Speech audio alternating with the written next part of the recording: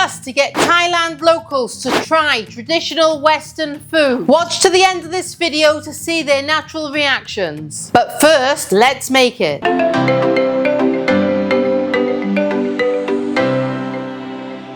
I'm Jane, this is Reborn Natural Foods, and today I'm going to make the traditional scone. Okay, let's get started. All you will need is some plain flour, some heavy cream, some sugar, butter, an egg, vanilla extract, salt and baking powder, and optional extras are currants, lemon juice and some lemon zest. Okay, so the first thing that we're going to do is we're going to take our dry ingredients and we're going to stick them all in a bowl together. Make sure we get everything in, and then we're going to use our hands for this one, guys. So we're going to give that a quick mix up, and then we're going to add our butter into there. And then what I'm going to do is I'm going to rub the butter and the flour together with my hands, forming a breadcrumb. So you'll just pick it up and you'll rub it together with your hands until you've got a bowl full of what looks like breadcrumbs. Now, once it looks like this, you're ready to go with your next ingredient.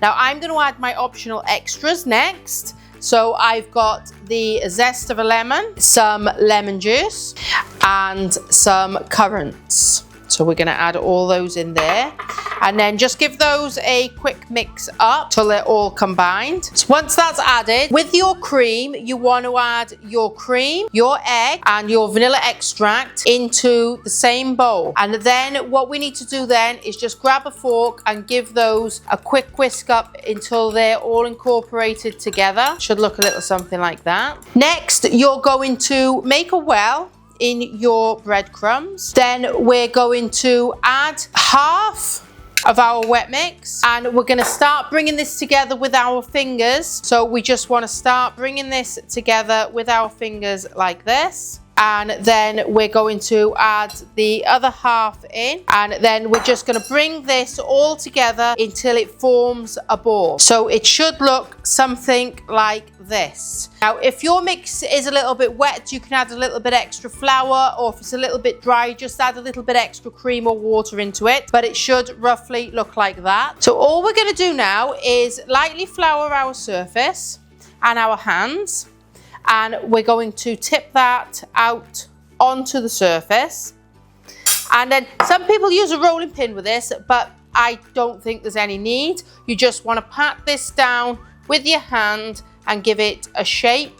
And it wants to be about 2 fingers thick. So once that's about 2 fingers thick, that's the perfect thickness for your scone. Then all we're going to do is take a palette knife and lightly flour your palette knife, and we're going to portion this up. So I'm going to cut it through the middle, then through the middle again, through the middle again, and then just across the middle. So you should have equal portions. Now each portion we're just going to take, and we're going to slowly form those into a circle into the shape of a delicious scone. And we'll just give that a pat down and a turn. And we're going to do that with each section and place those then onto a baking tray. So once you've shaped all those, I've pre-lined a baking tray, and we're just going to pop all those onto a baking tray with a little bit of gap in between each one to give them a little bit of room to rise. So before we place them in the oven, I've just whisked together some eggs and milk, and all we're going to do is get our brush, and be careful not to drip down the side, and we're just going to brush the top of them with that egg wash. So once you've egg washed all the top of those, this is again an optional extra, but something I like, it gives it an extra sweetness and a crisp, is just get some brown sugar and a little sprinkle of that over the top of each one. And now all we're going to do is we're going to put these in the oven for round about 15 to 20 minutes, or until fully risen and they'll be golden brown on the top. Now they're ready to come out of the oven, and they should look exactly like that. And a way that you will know that they're cooked is when you turn them over, little tap, and you'll hear that hollowness. inside. And all we've got to do now is let these cool down. So once your scones have cooled, all we're going to do now is put them onto a plate. So now all that's left to do is fill these with jam and cream, and we're going to take them down to see what the locals think. Come on. I go first. That's it. Oh, you first.